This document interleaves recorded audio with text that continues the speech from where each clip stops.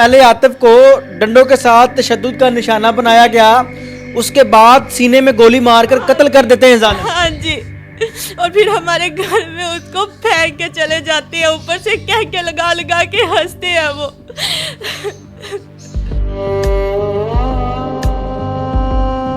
मैंने अपने भाई को देखा, वो बिल्कुल ठंडा हुआ पड़ा और उसके सीने पे वैसे ही वो गोली का सुराख हुआ पड़ा। हमें साफ दो।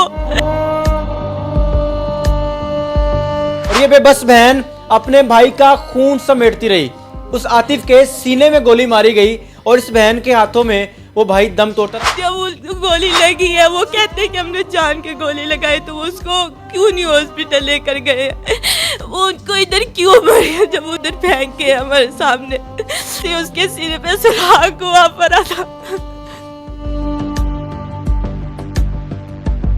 उसके सीने पे इधर ना गोली का वैसे ही सुराख था और उसको पीछे से पता नहीं क्या क्या मारा हुआ है। वो वैसे ही उसका इतना ज्यादा खून बह चुका था, कपड़ों को भी खून इतना ज्यादा लगा हुआ है और सोक्स उसकी फटी हुई है, वो भी उसकी वैसे ही निशान पड़े हुए थे।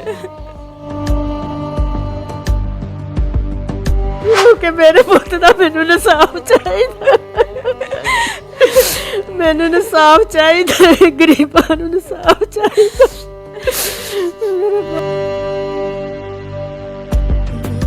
अस्सलाम वालेकुम, आपका मेज़बान मुजाहिद ने अब आपकी खिदमत में हाजिर और आप देख रहे हैं MN पॉइंट। क्या बने जब यार ही यार मार हो जाए। इस घर से 19 साल आतिफ को उसके दोस्त अपने साथ मोटरसाइकिल पर बिठाते हैं और अपने साथ लेके जाते हैं। कुछ देर बाद उसी आतिफ की लाश इस घर में फेंक कर जाते हैं। ये बहन बेबसी के साथ खून से लथपथ उस आतिफ के खून को समेटती रही। वो आतिफ जब मर चुका था तब इस बहन के हाथों में आया, यानी जब इस घर से लेके गए तब वो नौजवान आतिफ जिंदा था, लेकिन वापस उसकी लाश छोड़ के गए। दोस्त अपने ही दोस्त को कत्ल क्यों करते हैं? कत्ल की वारदात सर अंजाम कैसे दी जाती है? मकतूल की वालदा मेरे साथ मौजूद है, बेबस बहन मेरे साथ मौजूद है। इनसे बात करके जानते हैं कि यार ही यार मार कैसे बने। अस्सलाम वालेकुम माँ जी, अल्लाह पाक तुहानू हौसला देवे। तुहाडे जिगर दा टुकड़ा गया है। इस हौसले दे लफ्ज़ नाल ਉਹ जगह पूरी तो नहीं हो जानी, लेकिन ਅਸੀਂ ਤੁਹਾਡੇ ਦੁੱਖ 'ਚ ਪੂਰੇ ਸ਼ਰੀਕ ਹਾਂ। ਮੈਨੂੰ ਦੱਸਣਾ ਕਿ ਆਤਫ ਕੀ ਕੰਮ ਕਰਦਾ ਸੀ? रक्षा चलाना सी, सब्जी वाला। सब्जी ਦਾ ਕੰਮ ਕਰਦਾ ਸੀ? हाँ जी, हाँ जी। कितनी उम्र से आतफ की? 18-19 साल उम्र है सी।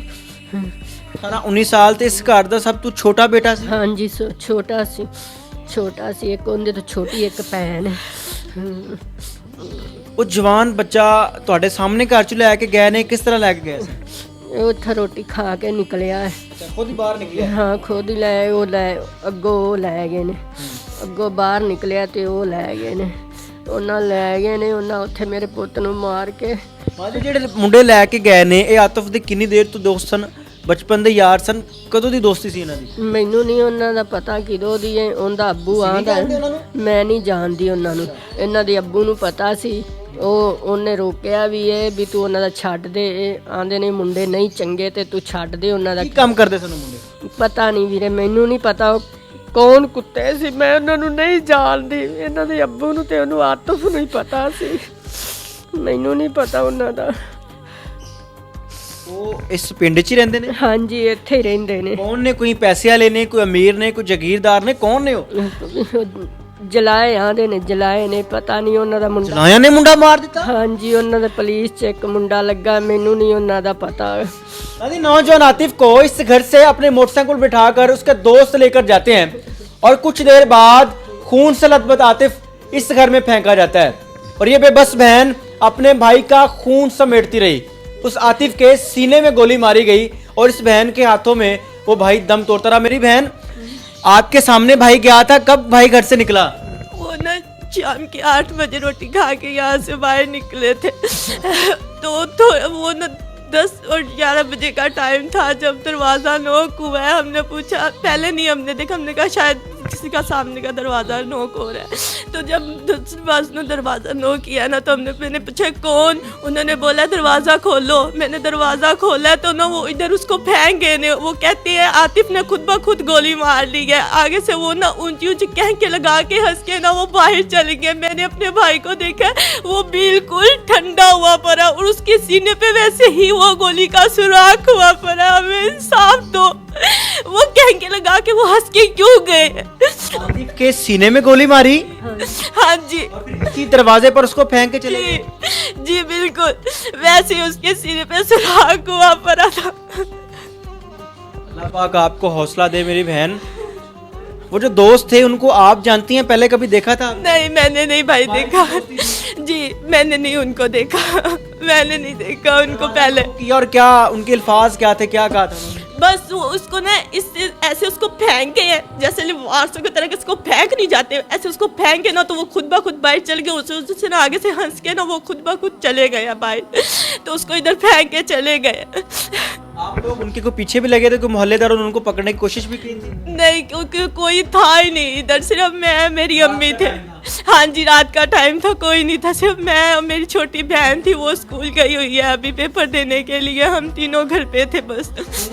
खून में लथपथ आतिफ जब घर पहुंचा तो दम तोड़ चुका था। जी वो मर चुके थे, वो मर चुके थे, उसका जिस्म बिल्कुल ठंडा हुआ पड़ा था। जब वो गोली लगी है, वो कहते हैं कि हमने जान के गोली लगाई, तो वो उसको क्यों नहीं हॉस्पिटल लेकर गए, वो उनको इधर क्यों मारे जब उधर फेंक के हमारे सामने। कैसे कत्ल किया को पता चला है? कहाँ पर कत्ल किया, कैसे कत्ल किया, पहले तशद्दुद किया और कत्ल करने की वजह क्या बनी? मुझे पैसों का ही बस था और मुझे कुछ नहीं पता। 6 के पता नहीं 7,000 था, बस इतने ही थे। 6-7 हज़ार के इवज नौजवान कत्ल कर दिया जी। उनका इतना पत्थर दिल है, बस मैं ये जानती हूँ, मैं इंसाफ दे दो बस। पता नहीं चला कि कैसे कत्ल किया, तशद्दुद किया, नहीं, गोली मारी क्या? मुझे नहीं पता, बस उसके सीने पे इधर ना गोली का वैसे ही सुराख था और उसको पीछे से पता नहीं क्या क्या मारा हुआ है। वो वैसे ही उसका इतना ज्यादा खून बह चुका था, कपड़ों को भी खून इतना ज्यादा लगा हुआ है और सोक्स उसकी फटी हुई है, वो भी उसकी वैसे ही निशान पड़े हुए थे। जो जराबें उसने पहनी थी वो जराबें फटी हुई थी? जी वो फटी हुई थी, सारी की सारी फटी हुई थी। जिस्म पर निशान थे? बस उसके इधर निशान थे और जी किस चीज़ के निशान थे? जी बिल्कुल।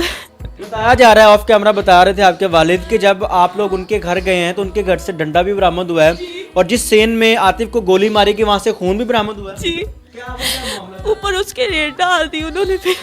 आप लोग घर उनके कब गए? मेरे अब्बू गए थे जब इधर भाई आतिफ को फेंक के गए हैं ना, तब भाई वो गए थे उधर। हाँ जी, साथ उनके गए हैं वो उधर उन्होंने देखा है खून वगैरह, वो वैसे वो उसके ऊपर डंडों के ऊपर खून लगा हुआ है। डंडों पर खून लगा हुआ है जी, यानी कि पहले आतिफ को डंडों के साथ तशद्दुद का निशाना बनाया गया, उसके बाद सीने में गोली मारकर कत्ल कर देते हैं जालिम। हाँ जी, और फिर हमारे घर में उसको फेंक के चले जाते हैं, ऊपर से कह के लगा लगा के हंसते हैं वो। हमें इंसाफ दे दो बस, हमें इंसाफ चाहिए। आज कितने दिन गुजर गए? आज 15 दिन हो गए हैं। 15 दिन गुजर गए जी। और कितने बंदे गिरफ्तार हैं? पुलिस ने क्या रोल अदा किया सारे मामले में? ये मुझे इनका नहीं कुछ भी मालूम, मुझे नहीं इनका पता। ਤੁਹਾਨੂੰ ਇਲਮ ਹੈ ਕਿ ਪੁਲਿਸ ਨੇ ਕੀ ਕੀਤਾ ਹੈ ਸਾਰੇ ਮਾਮਲੇ ਦੇ ਕੁਛ ਨਹੀਂ ਕਰਦੀ ਪਈ, ਕੁਛ ਨਹੀਂ ਕਰਦੀ, ਜਾਂਦੇ ਨੇ ਘਰ ਆ ਜਾਂਦੇ ਨੇ, ਕੁਛ ਵੀ ਨਹੀਂ ਇਹ ਪੁਲਿਸ ਕਰਦੀ ਪਈ। ਅਸੀਂ ਤਾਂ ਰੱਬ ਤੇ ਡੋਰੀਆਂ ਛੱਡੀਆਂ ਨੇ, ਰੱਬ ਦੇ ਕਚਹਿਰੀ ਦੇ ਵਿੱਚ ਕੇਸ ਰੱਖ ਦਿੱਤਾ ਤੇ ਮਰਜਨ ਨੂੰ ਆਦ ਨੂੰ ਅਸੀਂ ਮੈਂ ਅਪੀਲ ਕਰਦੀ ਹਾਂ ਕਿ ਮੇਰੇ ਪੁੱਤ ਦਾ ਮੈਨੂੰ ਇਨਸਾਫ ਚਾਹੀਦਾ, ਮੈਨੂੰ ਇਨਸਾਫ ਚਾਹੀਦਾ, ਗਰੀਬਾਂ ਨੂੰ ਇਨਸਾਫ ਚਾਹੀਦਾ।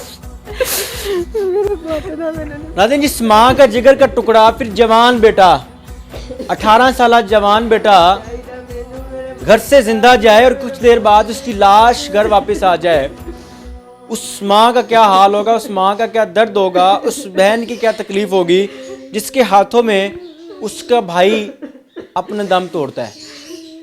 ये सारी स्टोरी इन आंसुओं के साथ ये बहन रोती हुई, माँ रोती हुई, इनसे पूछना, हम कोई खुशी से नहीं पूछ रहे होते, हमें भी तकलीफ है, हमें भी पता है कि ये बहन रो रही है, ये माँ रो रही है। इनसे इस तरह के अल्फाज, इनसे इस तरह की बातें पूछना सही नहीं है, तकलीफ देता है, जख्म खुरेदने वाली बात है। लेकिन क्या करें, ये कहानी, ये बात, ये जुर्म के दास्तान आप तक पहुंचानी हमारी मजबूरी है। इनके उस बेटे का ना हक कत्ल, उसके लिए आवाज़ उठाना हमारी मजबूरी है। उस 18 साल आतिफ को इंसाफ दिलवाना हमारी मजबूरी है। लेकिन जब तक आवाज़ नहीं उठाएंगे इंसाफ नहीं मिलेगा। मान ਜਿਹੜਾ ਮੁਤਲਕਾ SHO ਹੈ ਤੁਹਾਡਾ ਰਾਏਵੰਡ ਦਾ ਜਮਸ਼ੇਦ, ਉਹ ਕੀ ਕਹਿੰਦਾ ਹੈ? ਕੋਈ ਇਨਸਾਫ ਦਿਵਾਉਂਦਾ ਹੈ? ਕੋਈ ਤੁਹਾਡੇ ਬੰਦੇ ਮੁਲਜ਼ਮ ਪਕੜੇ ਨੇ ਕਿ ਨਹੀਂ ਪਕੜੇ? ਉਹ ਜ਼ੈਨ ਹੀ ਹੈ ਉੱਥੇ ਫੜੀਚਿਆ ਆ ਇੱਕ ਮੁੰਡਾ, ਹਾਂਜੀ, ਦੂਸਰੇ ਉਹਨਾਂ ਪਿਓ ਪੁੱਤਰ ਉਹਨਾਂ ਨੂੰ ਛੱਡ ਦਿੱਤਾ। ਪਹਿਲਾਂ ਉਹਨਾਂ ਫੜਿਆ ਸੀ, ਉਹਨਾਂ ਨੂੰ ਛੱਡ ਦਿੱਤਾ ਨੇ।